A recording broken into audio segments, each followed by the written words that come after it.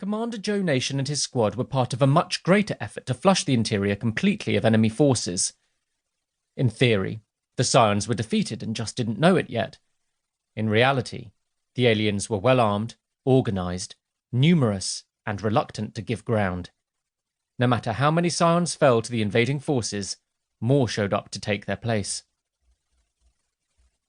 Nation scanned the distant structures from the cover of a wide doorway, with his stealth augment activated in case there was any monitoring equipment watching the doors.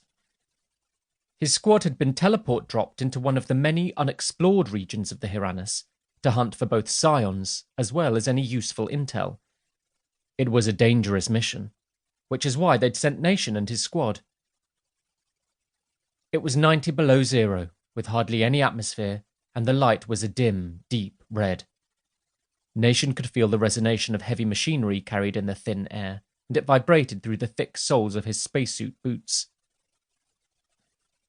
The closest building was 800 meters away, and its flat sides rose high above the metal floor, with others like it to the left and right. As with nearly everything on the Hyrannus, the buildings were utilitarian, designed to fulfill their purpose and nothing more. Several lifter shuttles hovered motionless at an altitude of 5 kilometers, only a short distance below the ceiling. "I'm watching your feed, sir," said Sergeant Karen Ward over the suit comms. "Any idea what the Hyrannus made in here?" Without shifting from his crouch, Nation turned to check that his squad were out of sight. He needn't have worried. They were professionals when it came to both killing and surviving. The passage leading to the production area was 10 meters long, and his soldiers were around the corner at the end.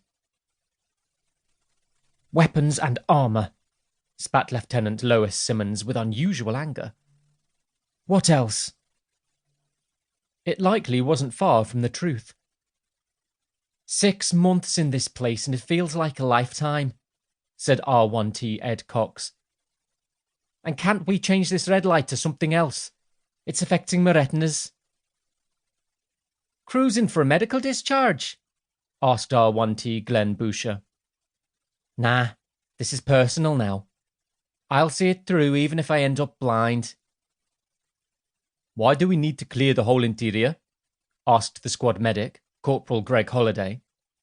"We've got the mind control rooms. We can take these Scion bastards whenever it suits us." "We have to finish this, Corporal," said Nation. His soldiers didn't know that the creator of the Hyrannus would be here in a little over 7 months. In that time, the Confederation and Ghast subjocracy had to unearth every little secret within the pyramid. The place held the key to victory over the creator, and as yet, nobody had a damned clue what that key looked like or where to find it. Time was running out. The worst part of it was, the NM932 security entity had, in its final moments of existence, severed the links connecting the Hyrannus 16 control system to several other subsystems, denying the invaders access to most of the pyramid's functionality. The security program had also deleted many of the internal layout files, leaving the Allied forces in the dark about where they should focus their efforts.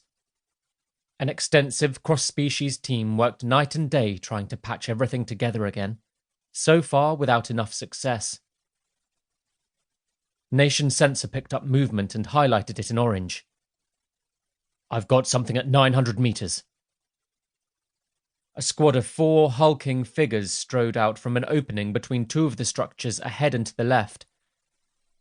Nation zoomed his sensor and saw that the aliens were dressed in the dark red suits which they used in vacuum conditions.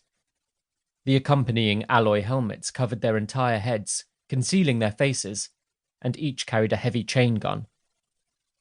Nation detected something unusual. These Scions were different somehow. "Should we move up and support, sir?" asked Simmons. "Hold," said Nation. He watched for a few seconds longer to see if any more of the enemy would appear. "These ones don't look the same as the others," he said. "Sir?" "They're closer to 7 feet tall and broader than most Scions." "Ghasts?" "We have no other squads in this part of the Hyrannus."